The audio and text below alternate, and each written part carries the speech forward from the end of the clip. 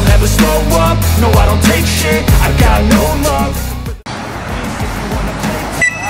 Ya, ya, oke, very good. Pemain asal Belanda, Mauro Sijilstra jadi pemain keturunan terbaru yang dikabarkan akan naturalisasi untuk timnas Indonesia. Minimnya pilihan untuk posisi pemain depan di tim Garuda jadi salah satu alasan kenapa sang wonderkid 19 tahun asal Belanda dikaitkan dengan skuad asuhan Shin Tae-yong. Rafael Struijk sudah dinaturalisasi namun terlalu bergantung padanya tentu bukanlah langkah yang bijak. Ia baru berusia 20 tahun dan meski sudah menunjukkan penampilan menjanjikan dari 2 pertandingan di FIFA Matchday Juni 2023 lalu, Struijk masih terlalu muda. Lagi pula penggawa Ado Den Haag tersebut bukanlah seorang striker murni mengingat posisi terbaiknya adalah penyerang sayap kiri. Itulah kenapa sosok Sijilstra dibutuhkan untuk dipanggil ke timnas Indonesia. Mauro Sijilstra lahir di Belanda pada 9 November 2004 dari ibu asal Belanda dan ayah berdarah Indonesia. Melansir info dari Voetbal Talent Nealis, ayah Sijilstra punya akar dari Bandung, Jawa Barat, dari pihak ibu. Seperti anak Belanda kebanyakan, Sijilstra bercita-cita menjadi pemain sepak bola profesional dan sejak usia belia tekun belajar di akademi-akademi kesebelasan negeri Tulip.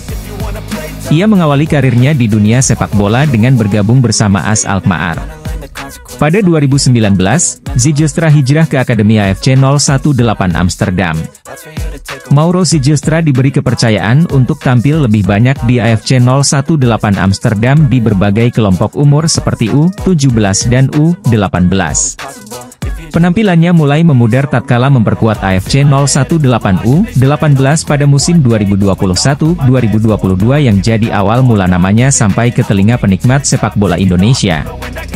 Di musim tersebut Mauro sukses mengemas 18 gol dan 11 assist namun ditempatkan di posisi gelandang serang sebagai alternatif.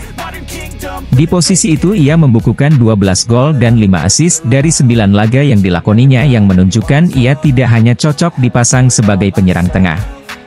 Perjalanan karir Sijilstra yang baru seumur jagung kemudian berlanjut ke Akademi NEC Nijmegen yang mengajaknya bergabung pada 2022-2023 lalu. Berbeda dengan di musim lalu bersama AFC 018 Amsterdam, ia belum mendapatkan menit bermain yang banyak namun wajar karena dimasukkan dalam tim U21. Musim lalu Sijilstra hanya memberikan kesempatan main di 7 laga. Dari ke-7 laganya di semua kompetisinya itu, ia mengemas 3 gol. Ia hanya diberikan kesempatan main penuh selama 90 menit di 2 laga Divisi 2 musim gugur U21 kontra FC Den Bosch U21 dan Vitesse Arnhem U21. Meski belum menjadi pilihan utama di skuad asuhan Jeffrey Leiwakabesi, Mauro tampil gemilang di laga melawan VVV Venlo U21. Di laga tersebut ia mencetak 3 gol alias hat-trick dan menjadi pahlawan kemenangan penembakan. Andai masuk dalam proyek naturalisasi timnas Indonesia, Mauro Sijilstra akan menjadi prospek yang luar biasa dengan postur tinggi 187 cm. Usianya yang masih muda pun bisa membuatnya masuk ke dalam berbagai level skuad. Transisi otomatis dan adaptasinya dengan skuad Shin Tae-yong akan semakin lancar. 3 pemain timnas Indonesia mendapat hukuman AFC buntut kericuhan pada final SEA Games 2023 melawan Thailand. Dengan begitu, Shin Tae-yong harus mencari pengganti 3 pemain tersebut untuk ajang kualifikasi Piala Asia U23 2024. Namun siapakah pemain yang cocok untuk menggantikan Titan Agung Bagus Fauzi, Komang Teguh Trisnanda, dan Taufani Muslihuddin? Seperti diketahui, Titan Agung Bagus Fauzi, Komang Teguh Trisnanda, dan Taufani Muslihuddin dipastikan gagal tampil di ajang kualifikasi Piala Asia U23 2024. Hal tersebut dipastikan setelah ketiga pemain tersebut mendapat hukuman dari AFC buntut kericuhan di final SEA Games 2023. Sebagai informasi, timnas Indonesia sukses meraih medali emas usai menang atas Thailand dengan skor 5-2 pada 16 Mei silam. Namun, laga tersebut sempat diwarnai perkelahian hebat di antara pemain hingga ofisial kedua tim.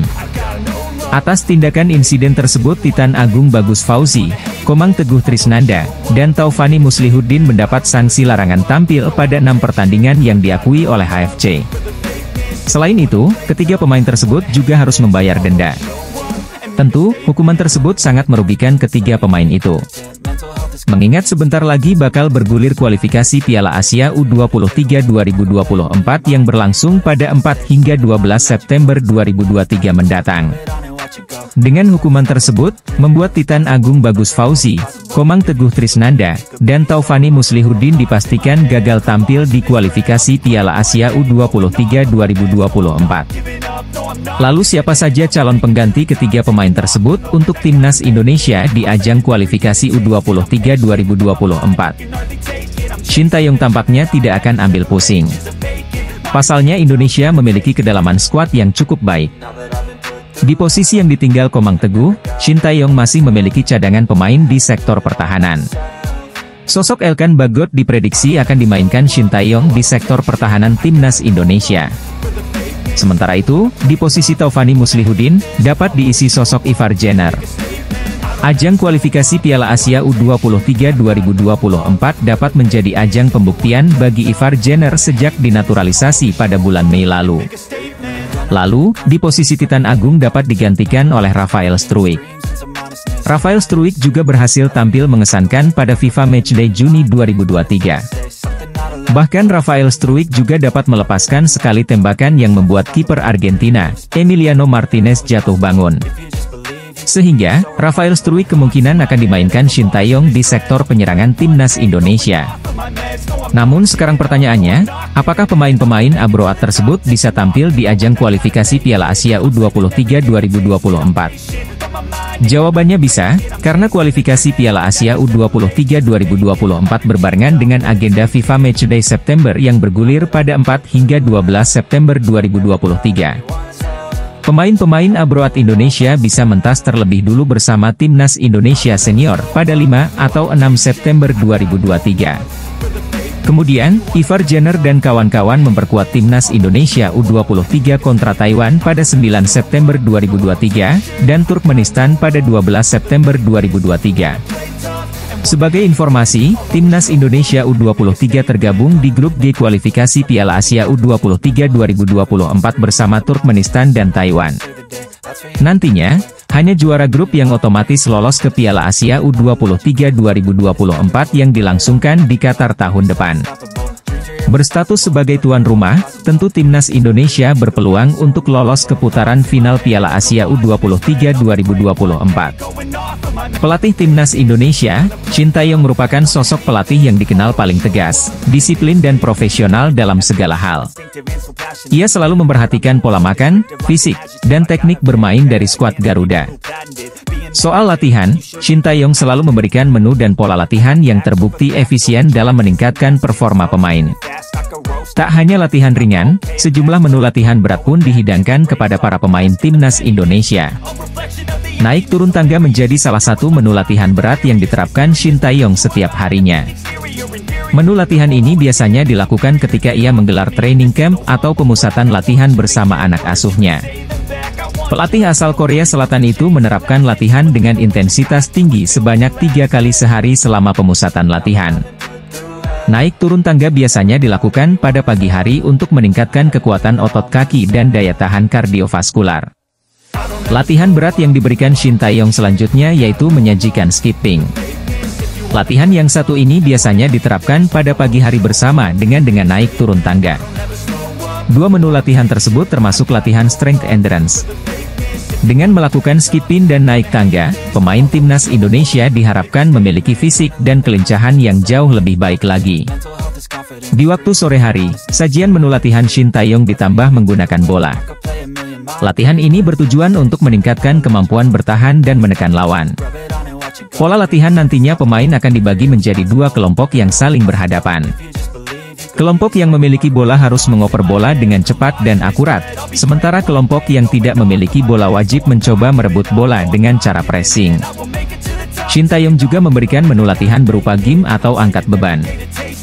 Latihan ini biasanya dilakukan pada malam hari dan ditujukan kepada seluruh anak asuhnya di Timnas Indonesia. Menurutnya, angkat beban menjadi hal yang penting, mengingat sepak bola begitu menuntut fisik. Dengan melakukan gym, badan pemain pun dinilai akan menjadi lebih kuat. Saya bercerita apa adanya saja ya. Ada 3 hal. Pertama, memang kurang mental profesionalnya. Kedua, masalah makan. Ketiga, enggak ngerti weight training, kata Shin Taeyong kala hadir di podcast Deddy Corbuzier.